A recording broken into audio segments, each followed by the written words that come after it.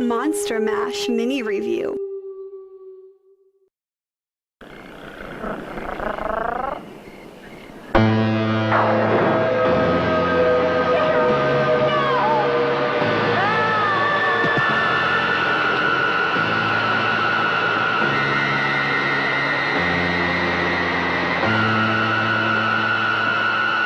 Hey guys and ghouls, it's Ben from 80s Horror Central bringing you another Monster Mash mini review. Being a die-hard 80s horror fan, I have unfortunately had the displeasure of watching some atrociously bad horror films. But being an 80s horror completist has also helped me discover several obscure and forgotten gems. Underrated and well-made horror films like The Incubus, Shallow Grave, and Fatal Exposure to name a few. Horror films that for some reason or another never got the attention or recognition they deserve. Night Warning, also known as Butcher Baker Nightmare Maker, is one such film. An underrated horror thriller featuring great performances and some savage kills. You stupid bitch!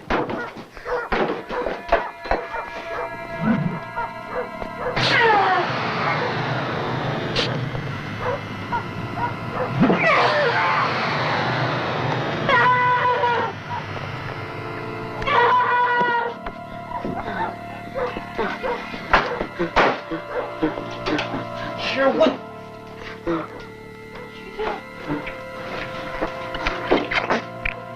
Billy is raised by his overbearing and somewhat obsessive aunt after his parents die in a suspicious car accident.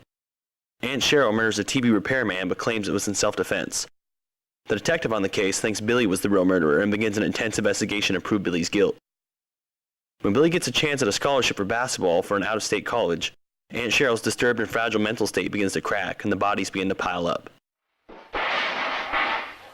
You're staying here and that's it! You're taking that job! I'm gonna get that scholarship if I can. I'm going away to school and no one's gonna stop me, not even you. Night Warning is a tense and well-made horror thriller released in 1982. It features some truly brutal moments, including a shocking decapitation to start the film off.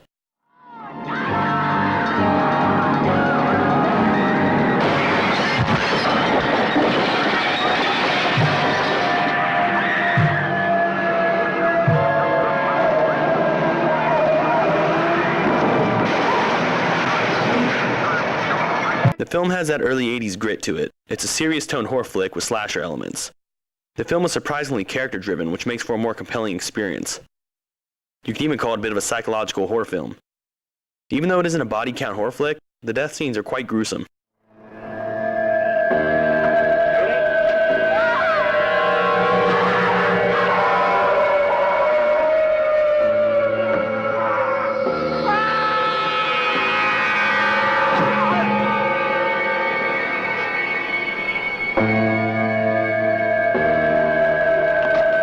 The cast of Night Warning is solid, and everyone involved turns in memorable performances.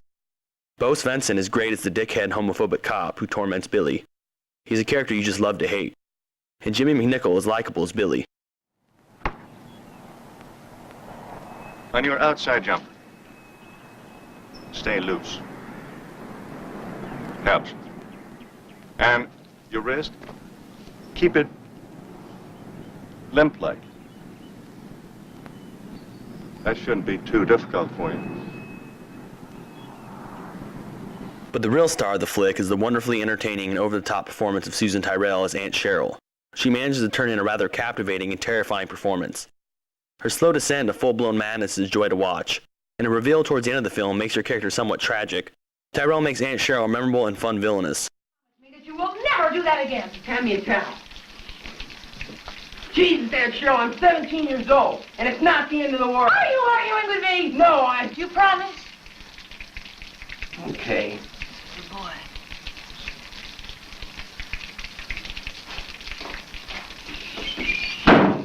Even though most of the film's violence takes place at the film's finale, the plot is interesting and disturbing enough to keep you invested. There are some incestuous undertones throughout the film, as well as some blatant homophobia. Hey, Lynch. You hear about your buddy, the coach? Yeah, Eddie. Kind of interesting. Billy, ignore him. You were always in Lander's office. I always thought you guys were, you know. What? Real close, Lynch. I mean, real close.